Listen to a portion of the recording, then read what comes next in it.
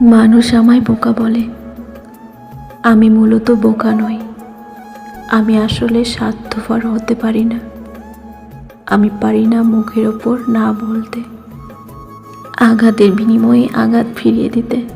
আমি শিখিনি কখনো আমায় নিয়ে বসা সমালোচনার সভায় শক্ত গলায় বলতে পারি না, চুপ করো, অনেক হয়েছে, এবার থামো তোমরা।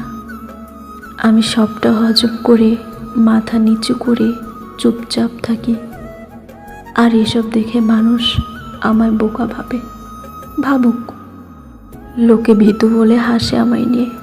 এ যে আমি মানুষকে ছুঁড়ে ফেলতে পারি না যে, বরং যারা কাছের তাদের হারানোর ভয়ে আরও খানিকটা শক্ত করে আঁকড়ে ধরি, জড়িয়ে নিই নিজের সবটা জুড়ে।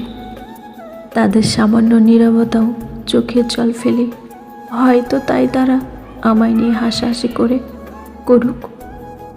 আমায় ব্যাগনেটেড বলো তোমরা, এই যে পুরাতন ঘ্রাণ সম্পর্ক, এসব নিয়ে পড়ে থাকতেই আমার শান্তি, কারণ আমি এতেই আমার তুষ্ট।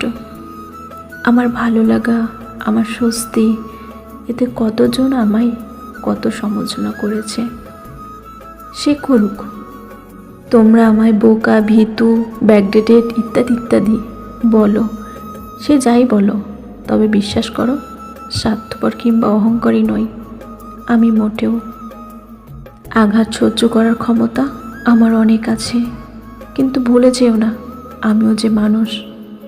অনুভূতির ক্ষমতা আমাদের সবার সমান সমান।